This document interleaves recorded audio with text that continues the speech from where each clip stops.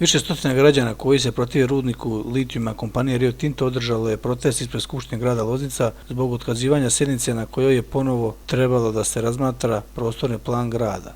Okupljeni su zatražili da se projekat Jadar izbaci iz prostornog plana za Loznicu i poručili su da će nastaviti da dolaze na nove proteste.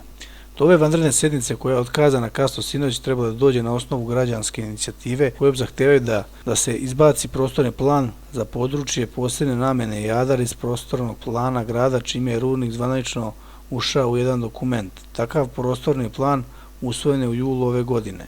Zvaničnog objašnjenja za to što je sjednica otkazana i dalje nema.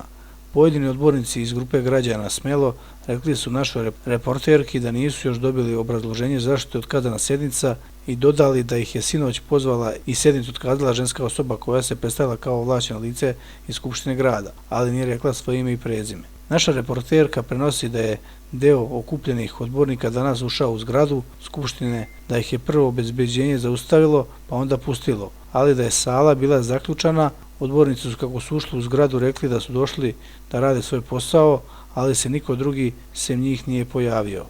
Građani su našoj reporterki preneli da je jedan deo odbornika odustao od pojavljivanja, da se među njima čak i odbornici iz SNS-a i SPS-a kojima je proradila savest i neće da glasaju za uključenje projekat Jadar, prostorni plan Loznice. U pitanju su sve nezvanična saznanja, a jedno od objašnjenja koja su se mogla čuti danas u Loznici je da odbornici jednostavno nisu imali kvorum za odlučivanje. Što se tiče protesta, on je ipak održan, a organizovalo ga je udruženje Ne damo Jadar koje je htjelo da prisustvuje sjednici. Sve što okupljeni žele je da se projekat Jadar izbaci iz prostornog plana za Loznicu, rekli su okupljeni i poručili da će nastaviti da dolaze na nove proteste.